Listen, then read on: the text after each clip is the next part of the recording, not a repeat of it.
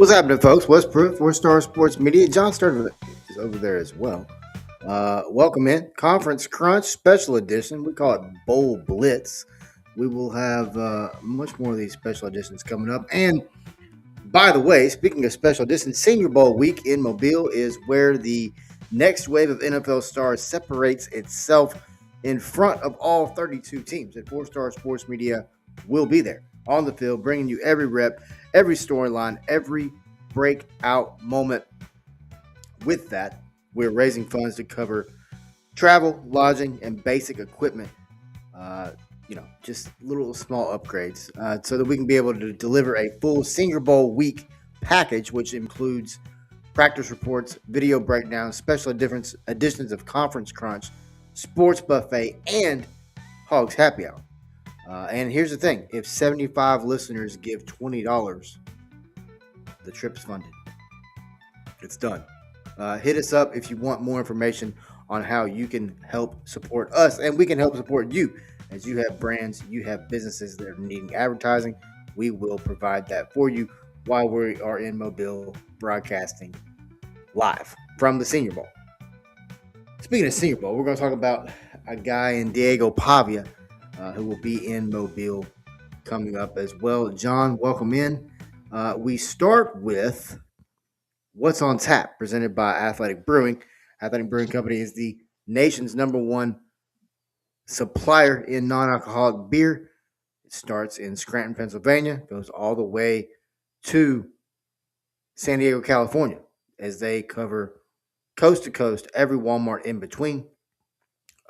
I was sipping on one last night, a little Run Wild. It's an IPA that is really, really good. Welcome into the show. We're going to be talking a little bit of Michigan Mayhem, as you see on the screen now. After that, we'll get into bowl games as we briefly recap the two that have been played so far, plus get into the games to be played this upcoming week. And then to close, we'll talk a little bit about the Heisman Trophy presentation as we got into it last night. All right, John, let's start with Michigan. Now, I want to make sure that before we start, I want to say this.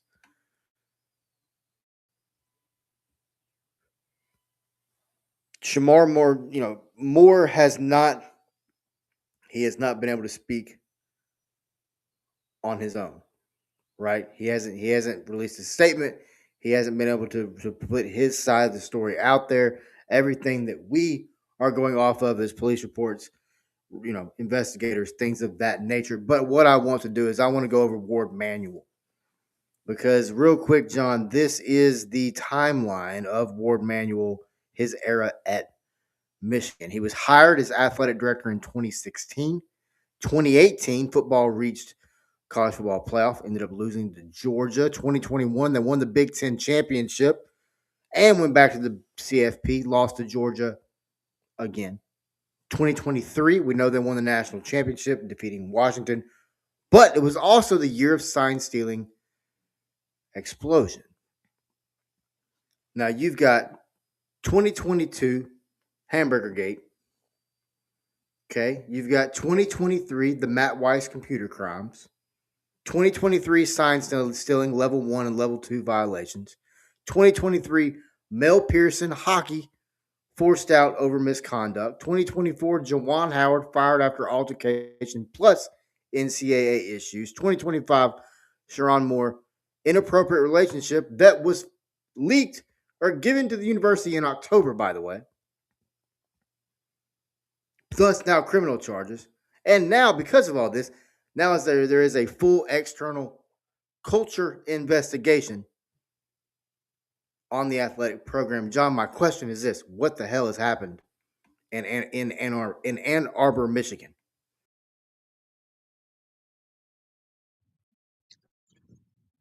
Very good question to start the show because I have no earthly idea what's going on, sarcastically going on.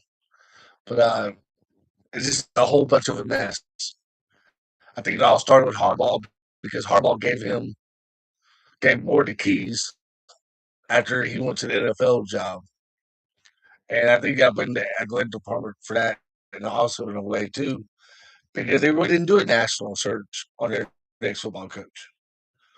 So to add to the fire, let's just add that to the fire, why don't we? So yeah, I get why you want to bring more in because it's been on staff since God knows how long.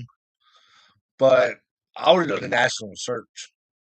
So now you gotta do a national search for the first time in like 10 years. It feels like so. But like you said, his background speaks for itself, right on how much trouble they've gotten into over the years, from sign stealing and now this. And now, if I'm a head coach, I'm not touching that job with a Well, 10 foot. I I'll be want to. honest. That's a great segue because current probation periods 2024 to 2027. That's recruiting violations. That's a probation. 2027 to 2031 is a sign stealing probation. Now, I mean, obviously, everything that's taken place recently with Moore as head coach is not NCAA. These aren't violations, but being that are going to be placed down by the NCAA, right? These are more ethical, criminal things of that nature. But John, you bring up the question that I want to end this little segment with is who would take this job? Now you've got Brian Kelly out there available right now. You've got Kyle Whittingham, who just became available, technically speaking, out at Utah.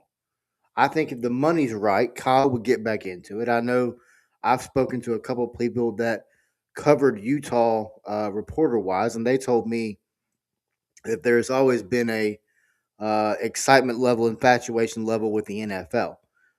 His son is on the Kansas City Chiefs staff, and I mean, who the hell wouldn't want Kyle Whittingham on their staff as a defensive analyst, whatever? I think that is a. I'm not saying it's going to happen. I'm saying it could be a possibility. Um, he's also 65 years old, granddad, and is in really great shape. By the way, I don't know if you guys know, but Kyle Whittingham is in incredible physical condition. Um, that's two names that jump out to me. I think a guy like Jed Fish, head coach at Washington, he would jump at that opportunity, no matter what the issue is. And I'm not okay. When I say this, I'm not. I want to be careful with how I word this. I'm not saying it's the same, but this reminds me of when Bill O'Brien took over at Penn State. I'm not saying the crimes are the same, people. Please do not start that shit. It's not what I'm saying. But you need someone who can come in and get and just clean things up. Kind of like a Dooley did at Tennessee, if y'all recall that. But my question is, who is that? Is that Brian Kelly? He's got North ties. I think it'd be a heck of a hire. But you need someone. You don't need someone who's going to be there just a couple years. You need somebody who's going to make a 6 or 7 year destination out of it. But who is that? I mean, in my opinion, Michigan's still one of the top 6 jobs in the country. Yes, it's complete mayhem right now. But what's your thoughts on the next coach, John?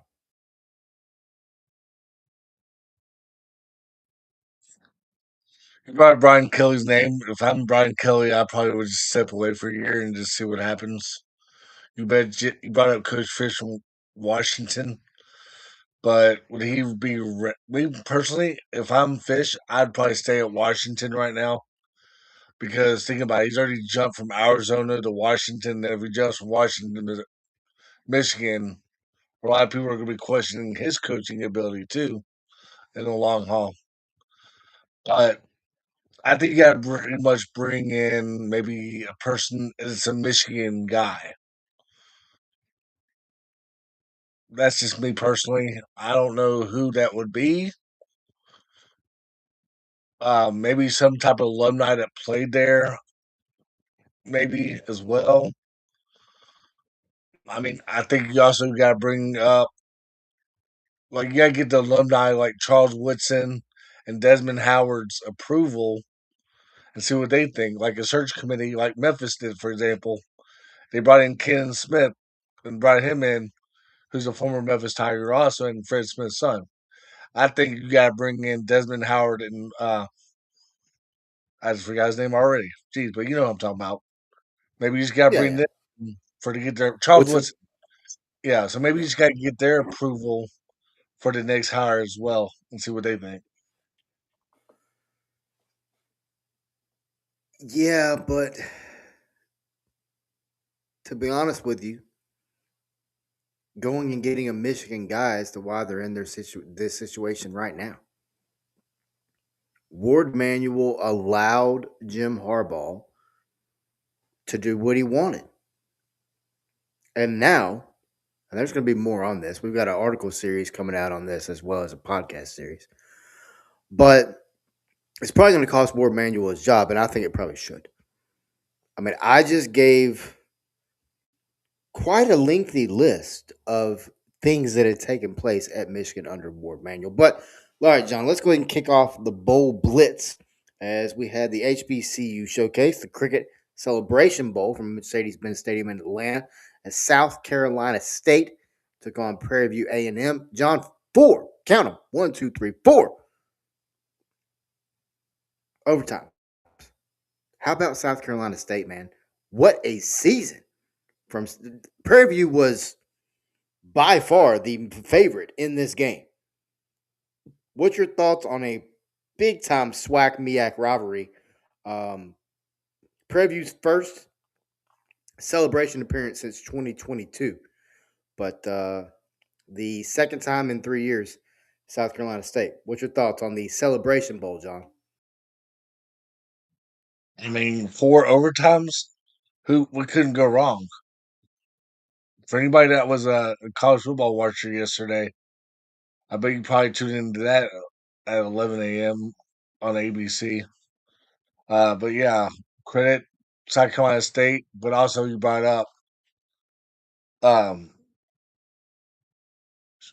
but yeah, it was just a great game altogether, and I think credit Prairie View, man. Like they came out of the nowhere this year.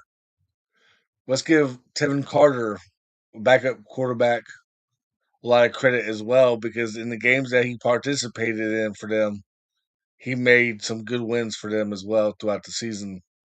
You know, a lot of people kind of questioned their running game a little bit for them, but they were clicking on all cylinders against that Jackson State game, and then it carried over to that South Carolina State game, just fell a little bit short. But I enjoyed whenever I was watching it yesterday. I enjoyed the little bit I got to watch.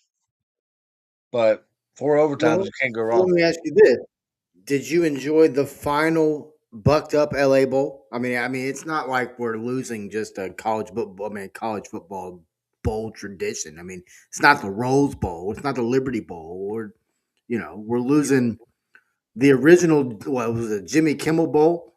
And then Gronk because he needs more notoriety and more airtime.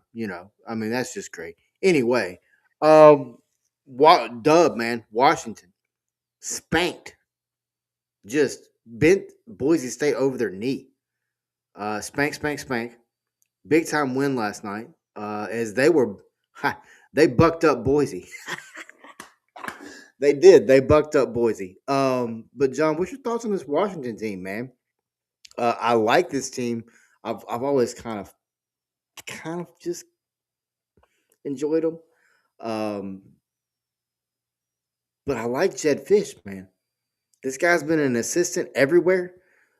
He's kind of just been everywhere. He's the guy that I really thought UCLA was gonna really really go after hard. They never really did, to my knowledge. And I mean, we've got people that know UCLA pretty well. Um, but big time win for Washington as a now they can get themselves early bowl game. I mean, it was played the same day Army Navy was played, and we're going to talk about that game in a little bit too. But man, the final LA Bowl. I almost don't know what to do with myself, John. Well, first of all, Boise State playing 9 days after the Mountain West championship game. So technically, you only get like 6 days to prepare for a team in Washington after playing the Mountain West Championship because you got some festivities up to that game.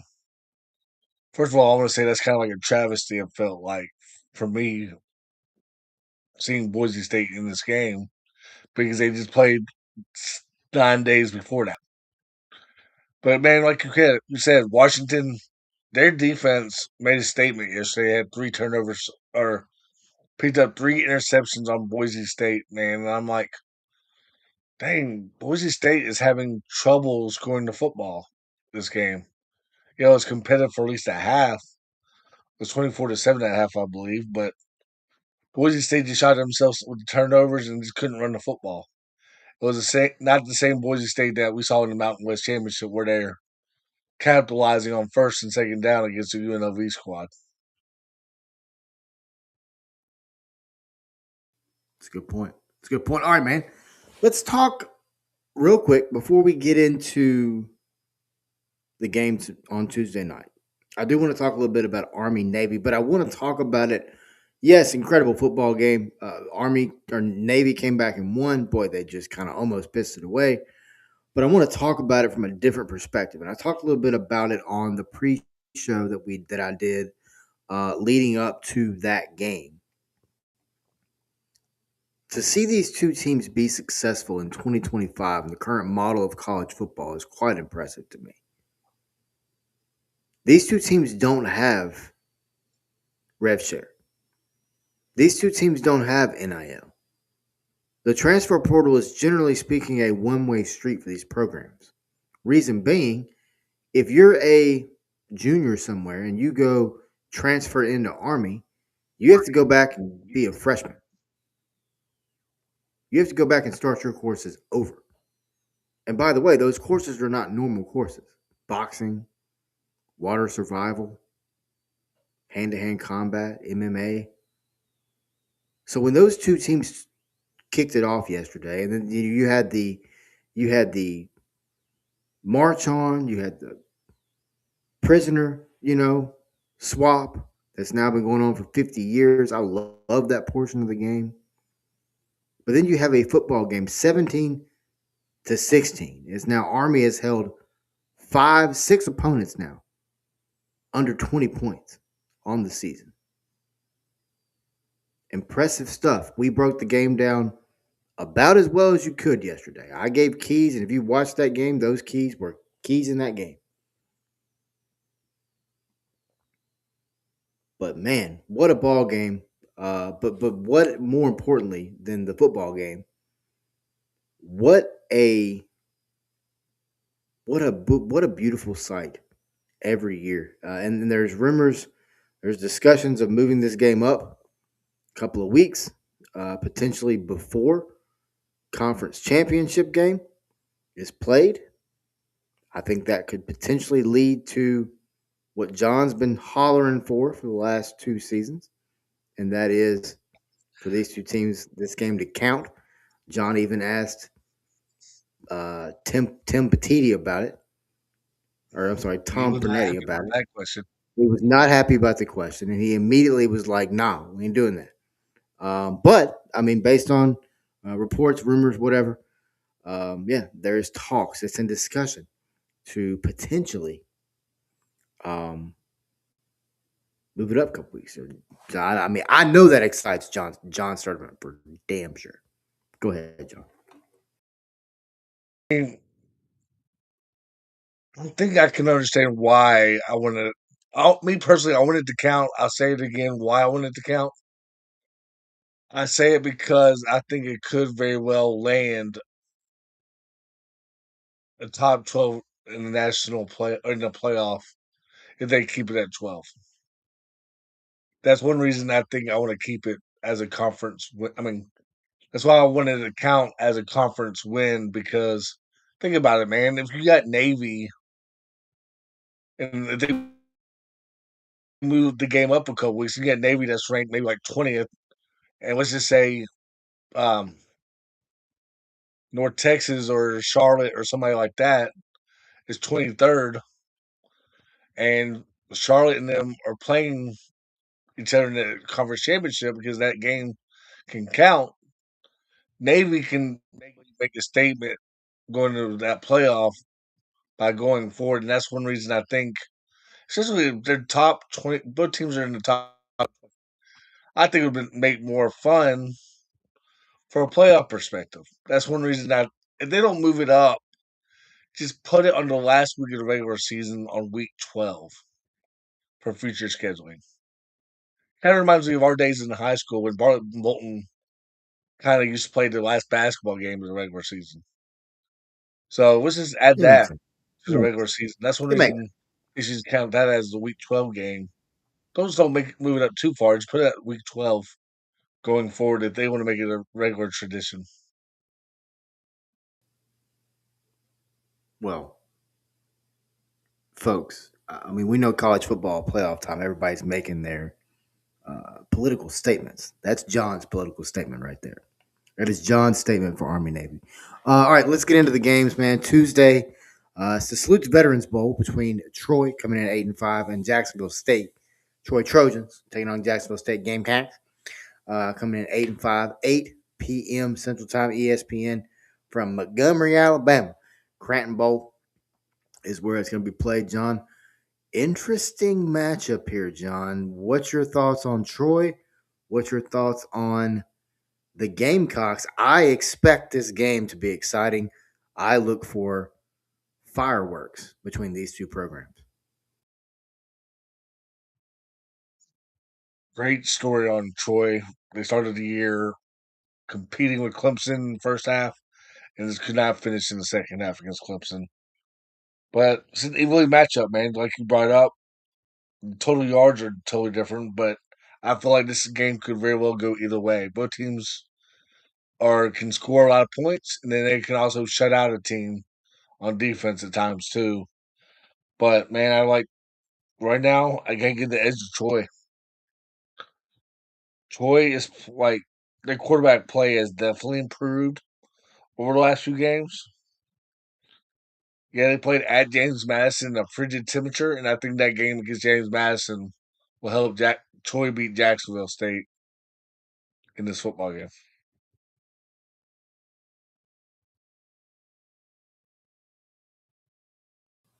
I like it. I like it. I like it. All right. All right. Now, Wednesday, we got a doubleheader delight, by the way. 4 p.m. You got the Staff DNA Cure Bowl between Old Dominion Monarchs coming at 9-3. Then you got versus the South Florida Bulls, also 9-3. ESPN is where you can find this game. It will kick off from Camping World Stadium there in Orlando, Florida. Interesting matchup here. South Florida, no longer Alex Gold as the head coach. In comes Brian Hartline, former wide receiver coach at Ohio State, elite recruiter, as we know. We got Old Dominion, a team that another team from Conference USA, man, as these teams just continue to come in and they continue to play well. And we're going to talk about another one here in just a minute. But Old Dominion, potentially a 10-win year. I like South Florida, What's your and I thought? like it big. Man, I like Old Dominion in this game. I just because I feel like there hasn't been any drama at all around this program where South Florida's had to maneuver a lot of different waters, a lot of different emotions so far this offseason. Go ahead, John. Man, South Florida, don't matter who the coach is. They're still fun to watch. They can still hype the ball within 5 to 6 seconds on the play clock. A key factor here, Old Dominion don't have their quarterback, Colton Joseph. He's already announced he's going to be entering the transfer portal. He's already out for this game. So I like South Florida. I think there's still going to be offense is going to still give Old Dominion issues on defense.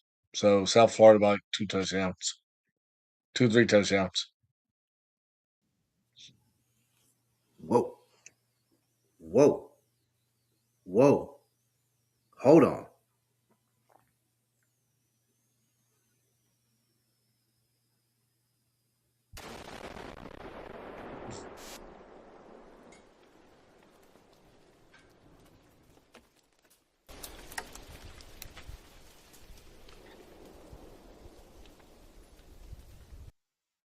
And your defense at Old John's out here dropping bombs during these games. Wow, go ahead.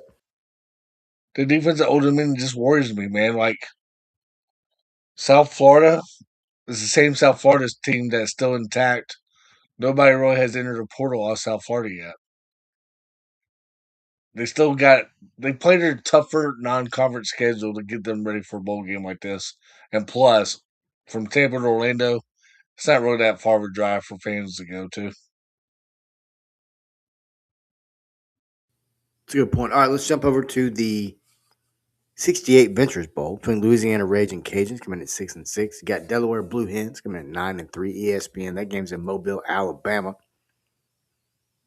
Delaware, John just talked about teams continuing to come in and play well, be successful. I'm going to take Delaware, man. I've got to take them for sure. Their special teams unit, top 20 in returns, could very well flip the field position. Uh, and the Hens, the Blue Hens, by the way, have proven that they are a legit program. Give me the Blue Hens. What about you? I think I agree with you on that one. I think it's a phenomenal story. The way that Delaware has gone from FCS to D1 in year one. Plus Delaware, I'm impressed by their running game this year. To be honest, their running game has pretty much been impressive. Um, they also, like we just brought up, non-conference games. Man, they played a team in Wake Forest this year. They only scored 14 points against Wake Forest, but I think these non and they played at Colorado. I know Colorado did not have a winning season, but think about it, man. These non-conference games gets these guys ready for bowl season to win on a higher note at the get them ready for the off season. That's a good point. All right, let's jump over to Thursday, man, December 18th, and let's go to the Xbox Bowl. Arkansas State 7-5, Missouri State 8-4, 8 p.m. Central Time, ESPN 2. For those of you keeping score, it's at the Ford Center, the Star. They're in Frisco, Texas. Give me Missouri State to get the win. They get their ninth win of the year in what I think has been another incredible story out of a really fun Conference USA. What's your thoughts on this Xbox Bowl, John? Do you think there's going to be some players with some joysticks? Yeah, probably play either NCAA football or Madden, but yeah, not so fast on your pick. By the way, I got Arkansas State and Blitz Jones, brick by brick. Blitz Jones, I might add, but a player to look out for in this game. Um, we'll probably get to see him in a couple weeks. Corey Rucker, a stud receiver from Arkansas State. Um, his speed alone is pretty impressive, and to show how loyal he is also to that program. He's been there through the ups and downs by losing games, winning games, and then get them back to bowl eligibility as well. Credit Bush Jones, man. A lot of people are like, okay, he's on the hot seat again this year. And then just the way he turns that team and say, hey, let's fight, keep on fighting, see what happens. And then they become bowl eligible once again for Arkansas State Red Wolves. Pretty like you said, the game's being played in Dallas. Was that the NFL training facility or something like that too? Yep, it is. Or so I'm like, it's gonna be Arkansas State plus Missouri State's head coach is not coaching this game. I don't think either. So that's one reason to give me Arkansas State.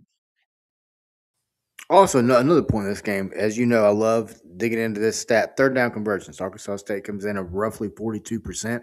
Missouri State comes in about 38%. So it's going to be a battle of sustains there.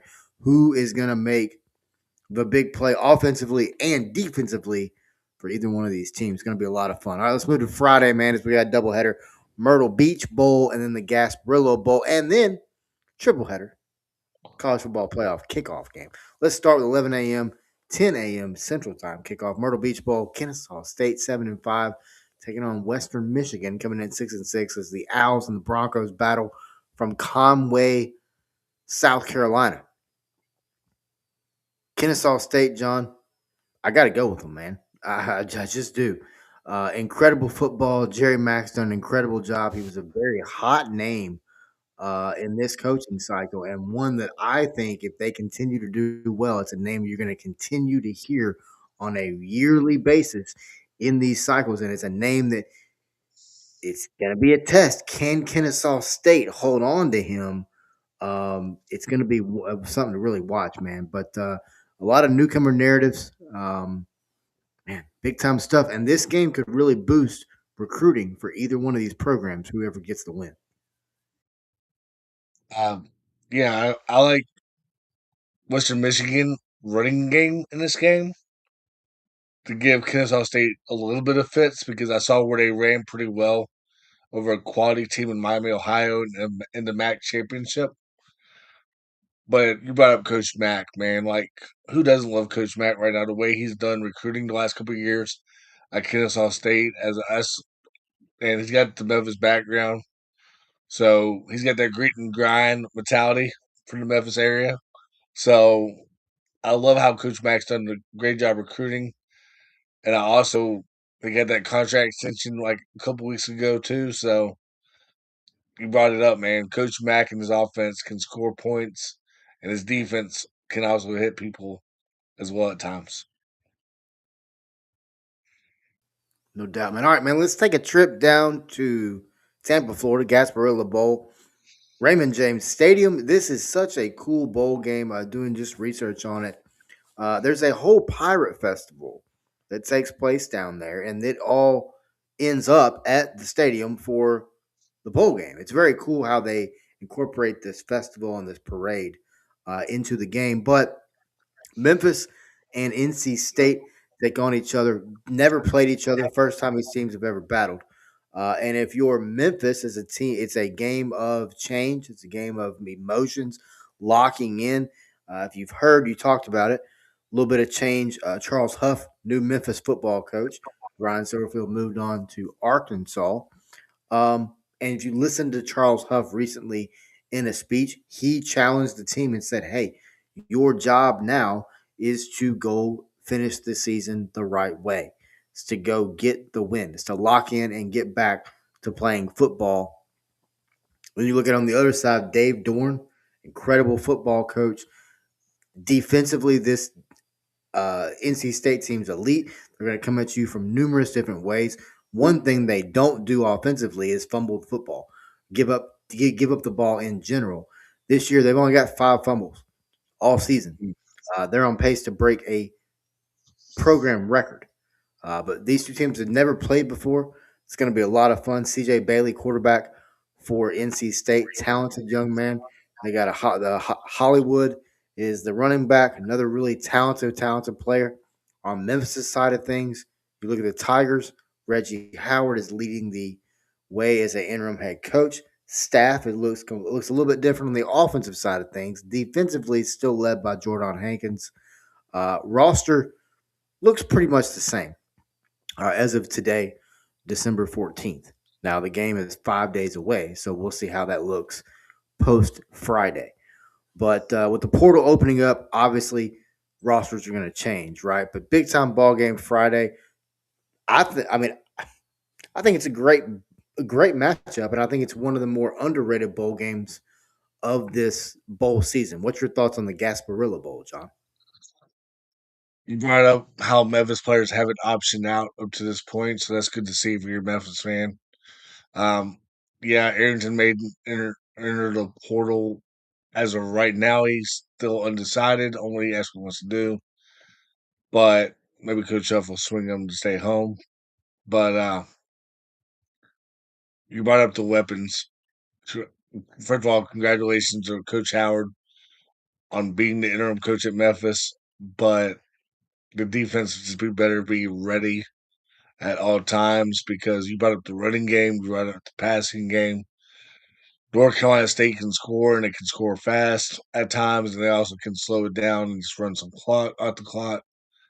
It kind of probably remind you of the Tulane game just because one, you got a quarterback that's thrown over 3,000 yards passing this year too.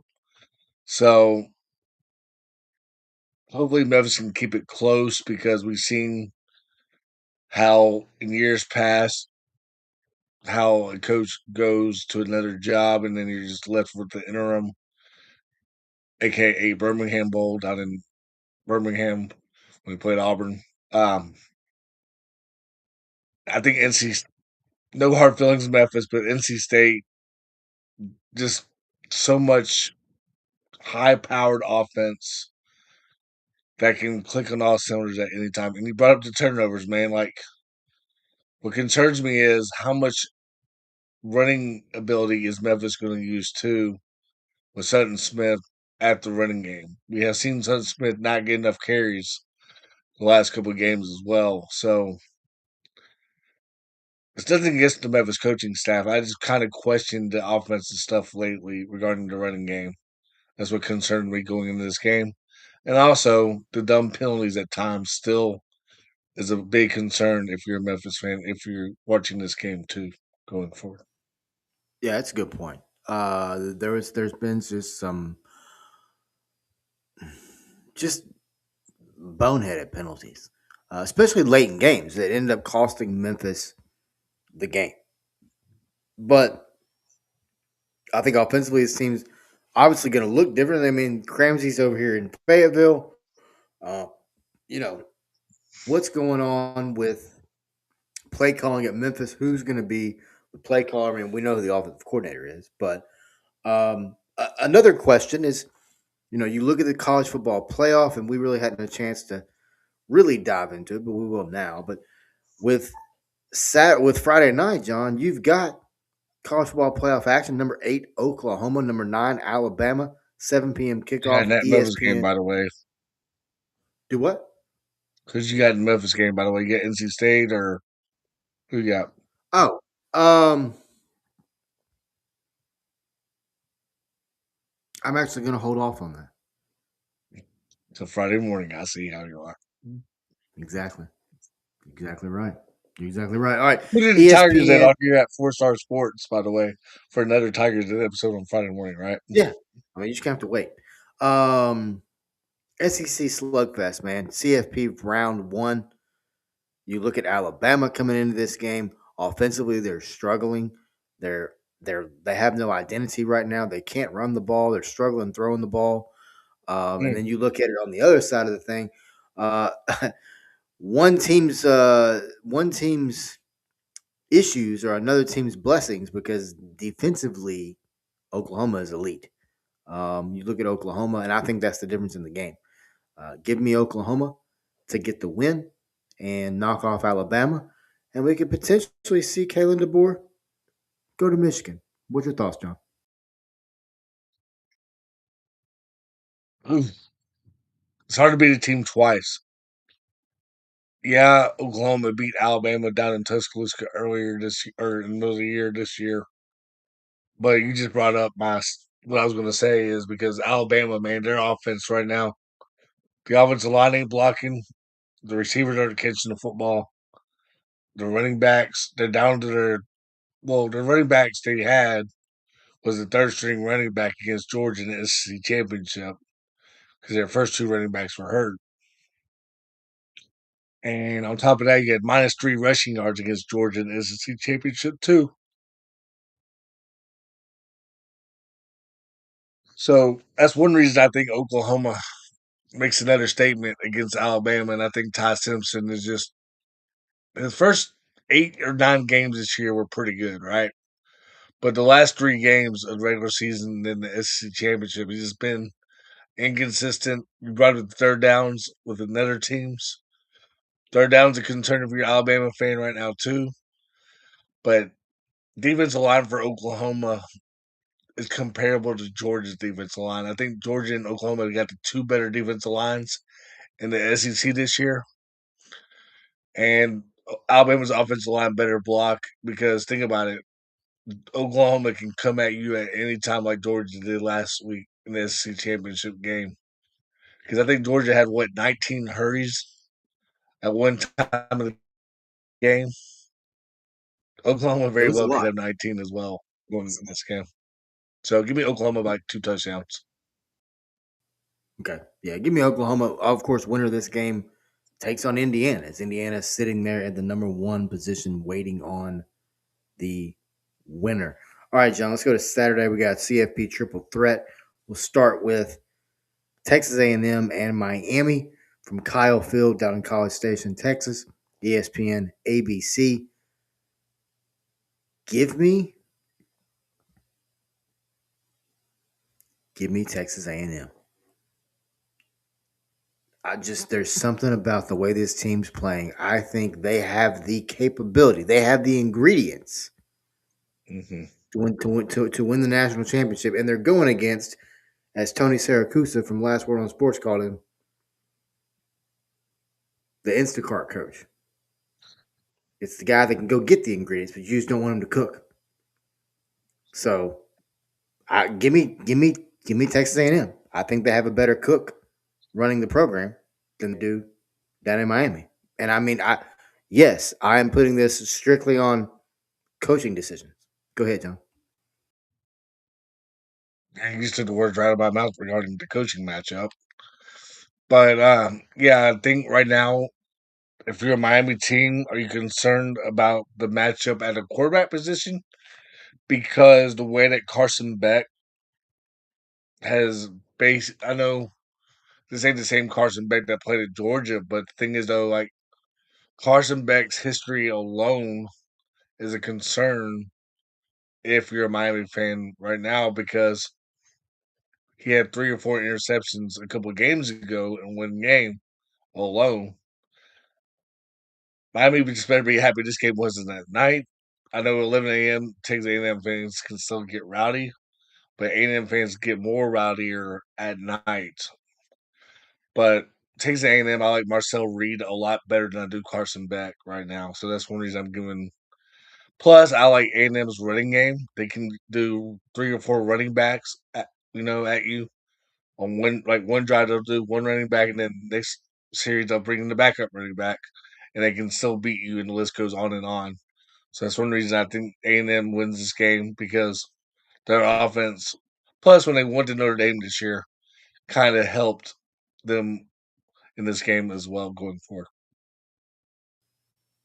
Yeah, no doubt. All right, let's go to down to Oxford, Mississippi, man. Vaught Hemingway Stadium, number 6 Ole Miss, number 11 Tulane Green Wave. This is the first of 2 games that will feature a group of 5 program. As Tulane is the representative of the American. These 2 teams have already played once this year. It was a 5 touchdown difference. But I want to say this. I'm glad that Ole Miss was rewarded with a home game because I feel like their fan base deserves it. With everything they've gone through, they deserve it. And I think they get a win and move on to take on Georgia. But I do want to say this. I do not think it's a blowout like it was the first time. Because, yes, Charlie Weiss is the offensive play caller. Yes, Pete Golden is now the head coach. Congratulations. Hell of a football coach, by the way. Hell of a defense coordinator. I told a story a while back about some of his recruiting tactics that I was not a big fan of. But Lane Kiffin's not there. The man who had the feel for the game, the man who was really but the actual play caller, the man who was the gambler, rolling the dice.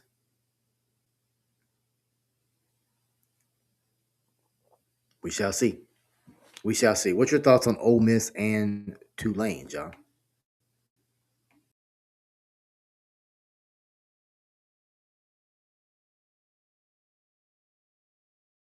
My gut tells me Ole Miss could very well keep it. Ole Miss and Tulane keep it close for a half, and then Ole Miss is poured on the second half, kind of like similar to that first matchup. But I think the difference is here. You already said it. John Summerall is going to be coaching this bowl game for the Tulane Green Wave, and of course, Ole Miss is going through the coaching change, and they kept their DC as their head coach. But the quarterback matchup is going to be exciting to watch for one thing in this matchup. That's one reason I'm going to be tuned in at 2:30 Central Time on TNT to watch this game. But I think Tulane keeps it close, and well, maybe it'll be a 7 to 10 point game going to the fourth quarter. But if it does come down to the last 7 minutes of the game, and Tulane needs maybe 7 points, 6 points to win this game, they'll probably go. I have a feeling that Summerall is like going to be like, okay, let's go for two, let's go for the win, and they score a touchdown, within about a minute to go in the game or something like that. But my heart is going for Tulane because I want them to succeed. I want to see how far they can go. The way that Summerall has told his team, let's stay locked in the last couple weeks, no matter if I'm taking the Florida job or not. I'm still behind you guys. And just the way that he poured into that Tulane football program has definitely been fun to watch for John Summerall too. So my heart is Tulane, but my gut says Ole Miss will probably make a statement somehow. Okay. So you're going with your gut then. All right. Um, I'll go to my heart here. okay. All right. But your gut's going to win. It always does. All right. Let's go Oregon, James Madison. Man, speaking of Florida, man, who would have thought that Billy Napier would make the CFP before Florida? That's interesting. In case y'all don't understand that reference, Billy Napier's now he's technically the head football coach of James Madison right now, as Bob Chesney's heading to UCLA, which ties in this game because UCLA is in the Big Ten, which is what conference Oregon is from. Sorry, just a little bit of education real quick. Um, Interesting matchup. A lot of people, there's no one giving James Madison any chance in this football game. None, zero. Everyone's saying that they're just going to get bullied. Oregon's going to score as much as they want. I think this game gives us the most fireworks out of all the first round games. I think Oregon has to come from behind late to get the win. What's your thoughts, John?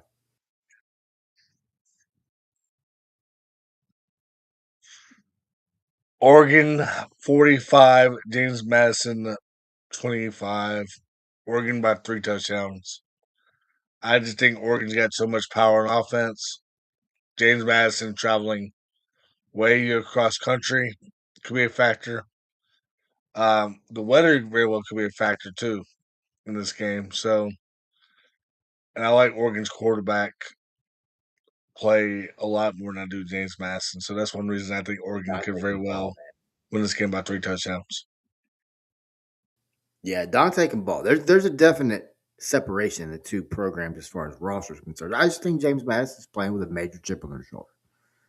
Major chip on their shoulder. Speaking of major chip on their shoulder, as we close the show up here, I want to talk a little bit about the Heisman Trophy. I want to talk a little bit more about there's a little bit of drama surrounding it. So we know Fernando Mendoza, starting quarterback of Indiana, got the win. Incredible season. Indiana is the only unblemished, undefeated team in the country. You go back and look at Mendoza's season, and let's not forget the Heisman Trophy is a singular season trophy. I'll say that again. Let's not forget the Heisman Trophy is based on one season of play. And if you look at one season of play for Mendoza, I don't know how you do not say that he didn't earn the Heisman.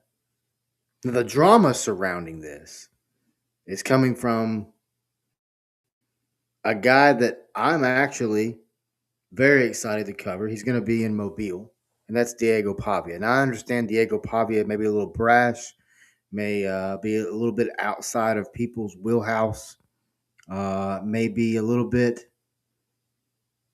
cocky. But Diego Pavia has done nothing to get himself in trouble since being at Vanderbilt.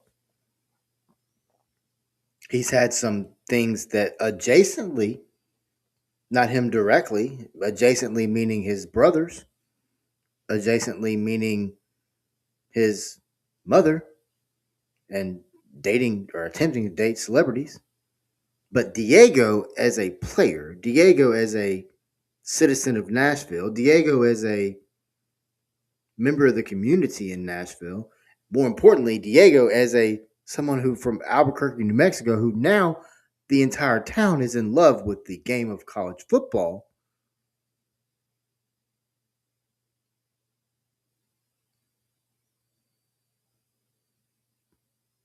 lost the Heisman. Why did he lose the Heisman? In my opinion, because Fernando Mendoza had a better season.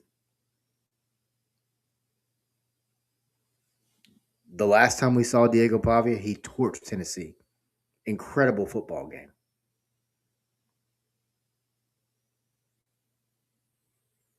But he does, when I say brash, you come out and you say F the voters on your Instagram.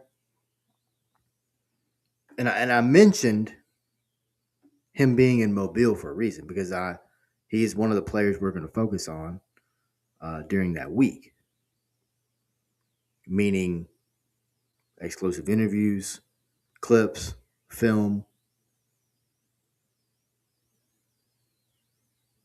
deep dive.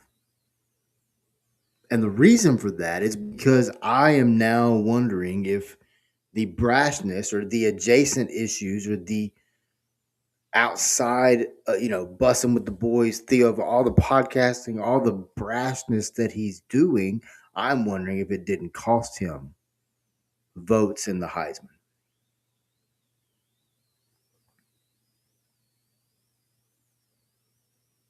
But if you look at the Heisman Trophy, Fernando Mendoza checks every damn box.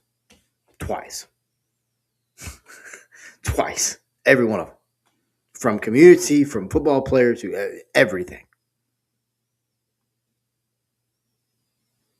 And then his speech, I mean, come on. What else can you ask for? Both he and Diego Pavia are both selfless. The speech told me that Fernando Mendoza is selfless. Selfless, meaning not selfish. Okay, I just want to clarify that real quick. But you can't tell me Diego Pavia is a selfish person considering he brought his entire offensive line with him. And then openly on air said they are the reason that I am here. There's not many players that would do that. There's players that go, hey, man, yeah, I got to thank my offensive line. There's not players that are going to be, they're there. And had he won, I have no doubt about that they would have been on stage with him. So, yes, there was drama, but I feel like it's drama that's being stirred up and maybe built a little more than maybe it should be. But, John, what's your thoughts on the Heisman last night, man? And then what's your thoughts on what I just had to say there as we close the show? Yeah, and then as of like an hour or so ago, Diego did apologize on his account as well for saying those words, you know, about the voters, and all that. So he did apologize about an hour ago. So let's give him a lot of credit on that for apologizing as well. But I think that's one reason that you did bring up the point of him being a little bit cocky over the last couple of weeks. But I think what also would hurt Diago was losing to Alabama. So a 3-team loss Alabama team in the regular season. Because I think if he didn't lose to Alabama, I think maybe if Indiana and Vanderbilt were both 11-1 in the regular season, I think the voters would have basically gave it to Diago as well. So yeah, Mendoza definitely deserved it. Like you said, it's a regular season award. Going undefeated in the regular season is hard to do. But I think the game that helped him out in this case for the Heisman also was basically the Oregon game at Oregon, where he beat a top five. It was a top five matchup at Oregon, and I think that's where it kind of put him on the map and said these voters are like, okay, if he can go to Oregon and win a Big Ten game across country from east to west, at a 12:30 kickoff time, and Eugene, Oregon. That's what stands out to me for Fernando Mendoza winning the Heisman. I think that's what the game kind of helped him. But yeah, Diago will be definitely. I hope people like the voters or whatever don't say it's because they're the people that are around him, like you brought up. But hopefully his brother, acts right next couple of weeks regarding New Year's Eve bowl game, and hopefully, like you said, for the Senior Bowl, hopefully everything will work out for Pavia because I think Pavia can very well get drafted this year. I know he's trying to get that extra year still, but I think hopefully the people around him is not a bad influence going forward in this case because we have seen it regarding quarterbacks in the past. So I mean, that's my 2 cents of both of them, to be honest.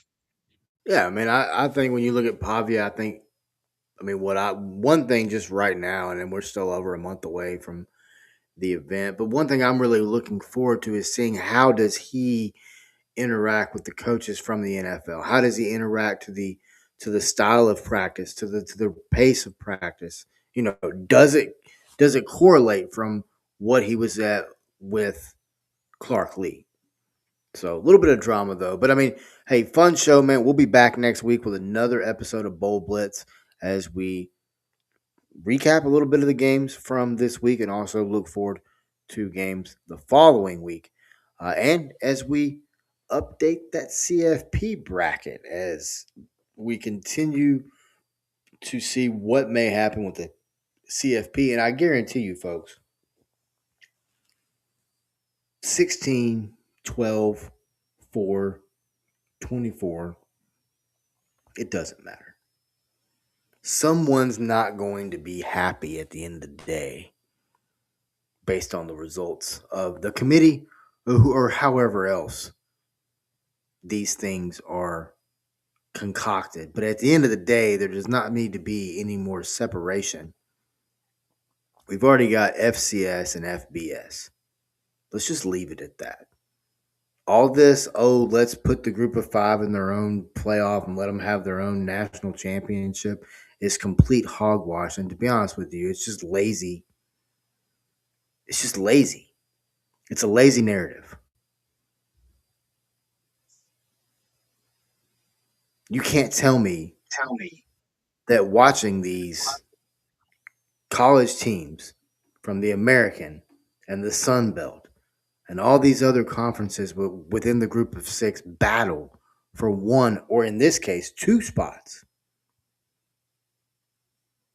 It's pure cinema, man. They're fighting for inclusion. Hey, guess what? Everyone included with Tulane football can say, hey, we competed. We had a chance to compete for a national championship. James Madison can say the same.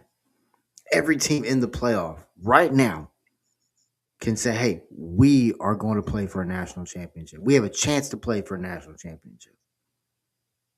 Now, what do you do with that chance? Do you make the most of it? That's what we'll find out. That's why we're here. That's why we've been talking for an hour. It's because we want to find out. But appreciate everyone watching. Appreciate everyone listening. Hey, Wes, we Again, had 2 comments, by the way, real quick, from at the Rod Favre. Evening, folks, first time watcher. Thank you for watching. Um, but he also said Pavia tries too hard to be Johnny Manziel. He basically took the words right out of my mouth regarding past quarterbacks. So I I just mean, want yeah, to make everybody, I definitely yeah, see the reference for sure. And there's definitely a similarity. By the way, once again, thank you for watching.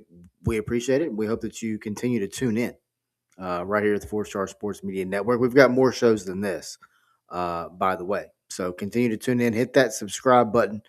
Hit that notification bell so you can hear that ding. That way, when we start, you know.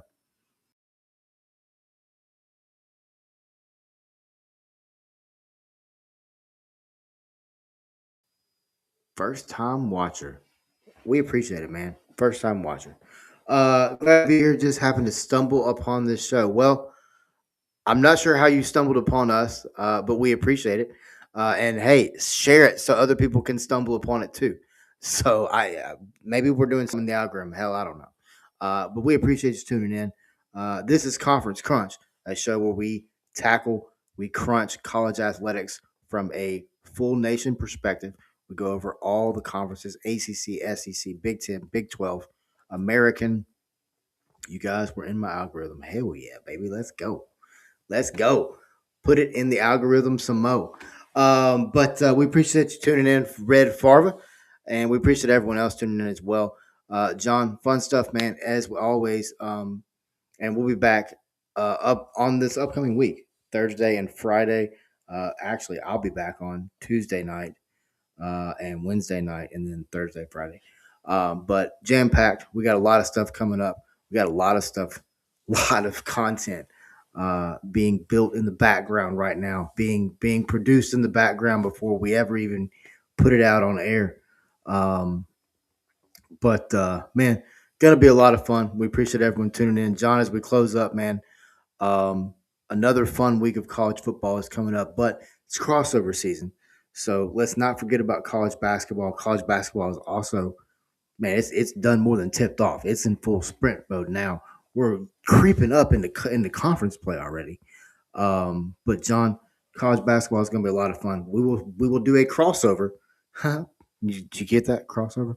We are going to do a crossover and jump into college basketball coverage coming up here in the next week too. So you'll be seeing more conference crunch, but it may be like a couple called a double dribble or something. I don't know. We'll figure that part out. Actually, I've already got it figured out. But anyway, appreciate everyone tuning in. John, appreciate you coming on, man. Looking forward to more from inside the lines as well as man.